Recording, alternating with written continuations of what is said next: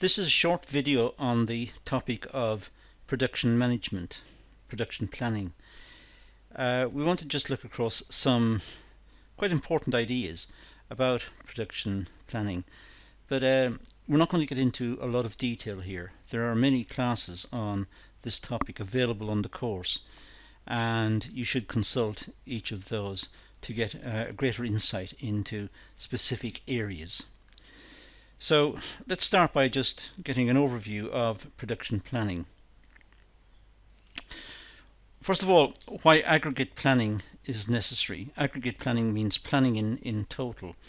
Why we should tot up all of the various plans and try to get an overall view of the planning situation within a business. First of all, fully load facilities and minimize overloading and underloading. So that statement has really three parts to it. One, to fully load facilities, in other words, to optimize the usage of facilities, be it machinery, floor space, whatever it is. They should be fully loaded and working optimally. Then, with that as the capacity limit, then try to decide what is overloading and what is underloading, what is trying to do too much, and then minimize overloading, trying to reduce it down to the optimal level. And likewise, if there's spare capacity within the plant, try to utilize that. So try to minimize underloading, trying to bring it back up to the optimum. So in the usage of plant, machinery, space, the resources of the business, in the usage of those, it's important to try and have some idea about what is optimal, what is the reasonable working level, and try to aim for that, thereby minimizing underloading and overloading.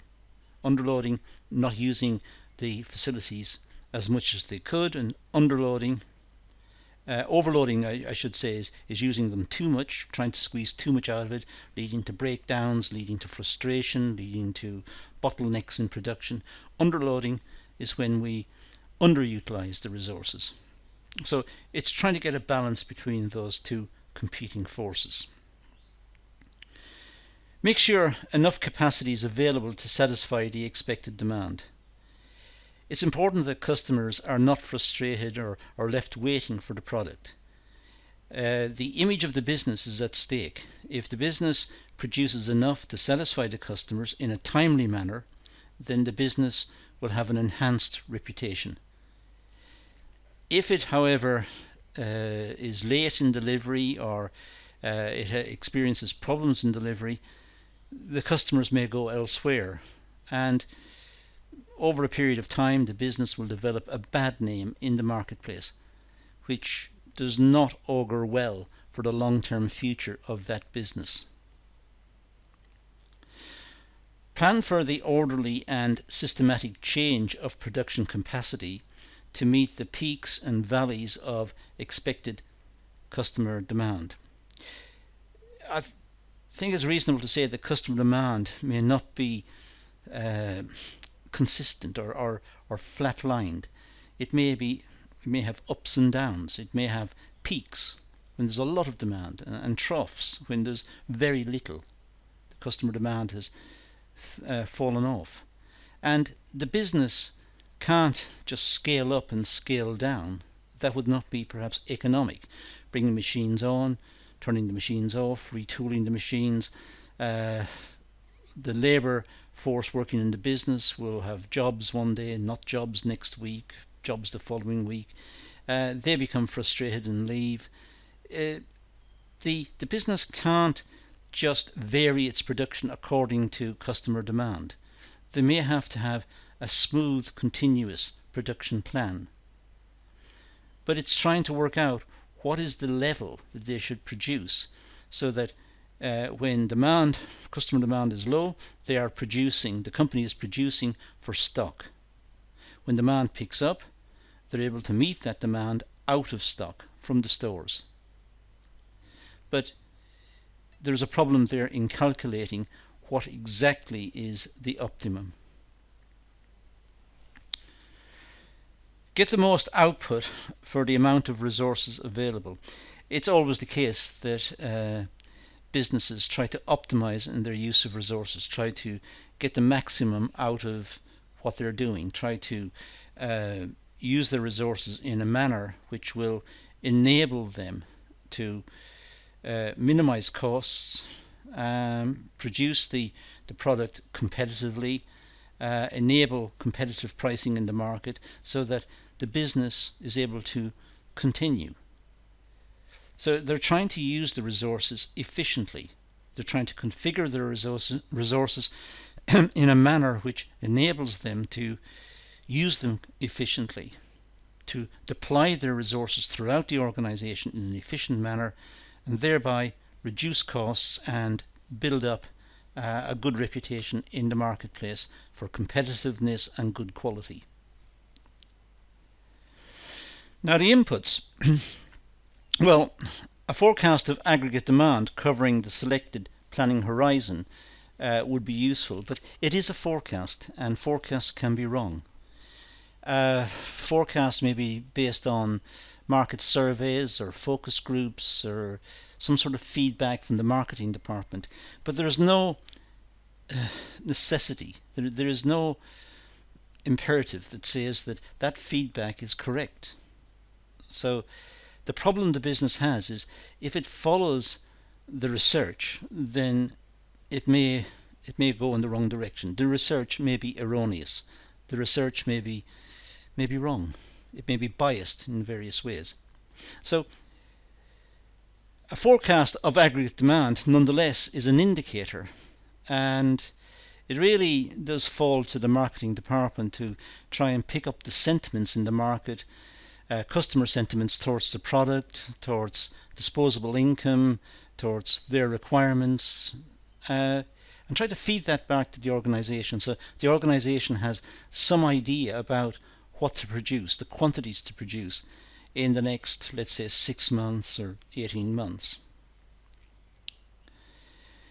The alternative means available to adjust short to medium term capacity, and to what extent each alternative could impact capacity and the related costs. It's important that the business is able to switch over from perhaps one configuration, production configuration, to a different one.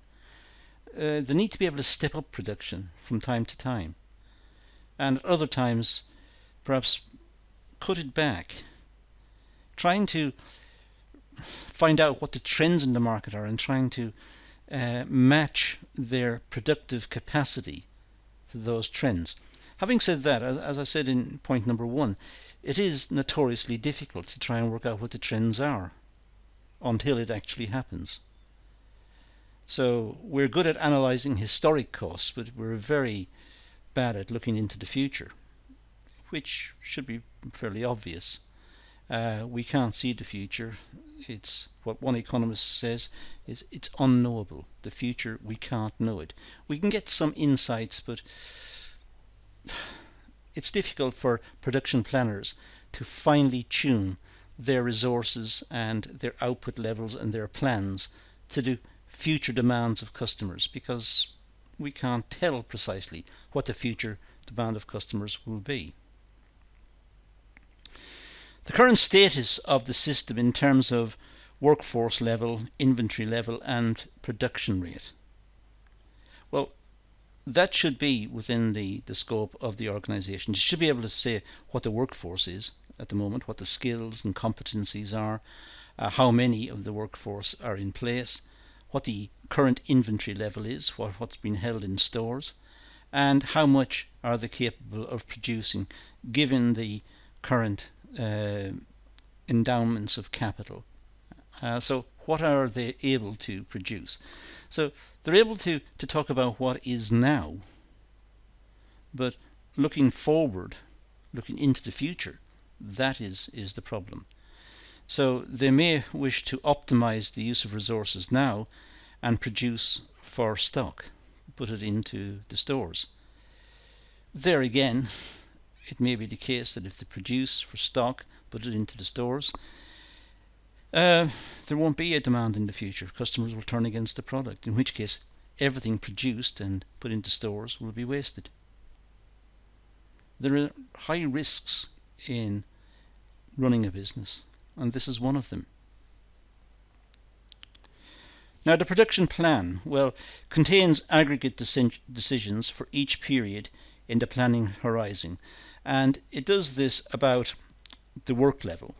So it tries to look at the planning horizon, say the next 6 months, and then it tries to work out what workforce will the business need, what skills, what competencies, what should they be able to do, what training will be required, so what resources are available to take on the extra workforce.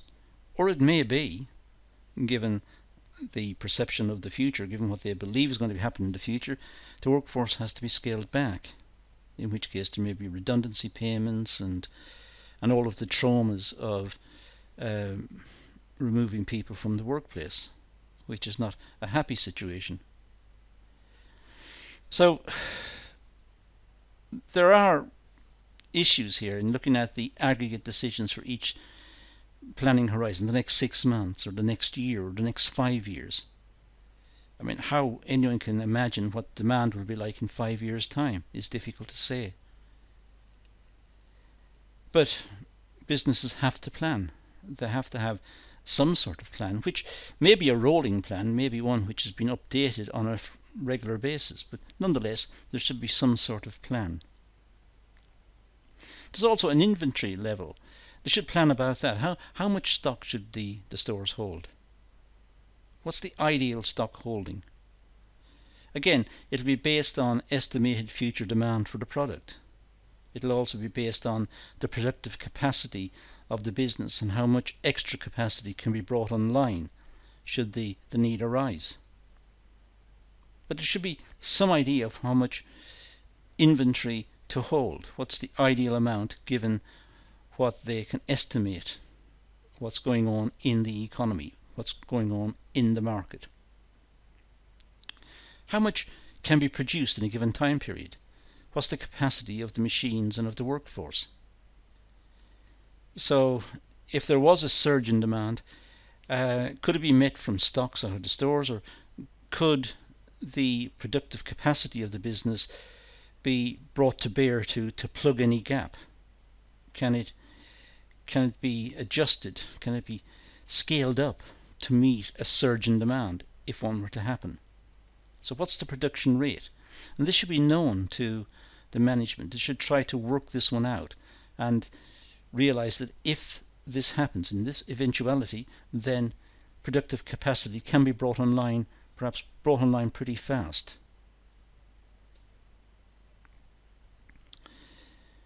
There should also be projected costs if the production plan is implemented. It's no good really just saying to scale up production or bring more machines online or recruit more personnel. There are cost implications. And these cost implications will have an impact on the accounts, on the profitability of the business. So what will the costs of implementing different plans be? So whenever a plan is developed, its associated costs should also be presented, so that it's not just an act of fantasy, it's not just an act of this is what's required. It makes it more real, in a sense, to have the costs published with the plan. So plans should be costed. That's our brief introduction to production management and the production planning system. There are many more videos on this available on the course, and you should try to locate those and see them. They are within the particular modules where it appears on the syllabus. But that's all we're going to deal with here, so let's leave it at that and say thank you for watching.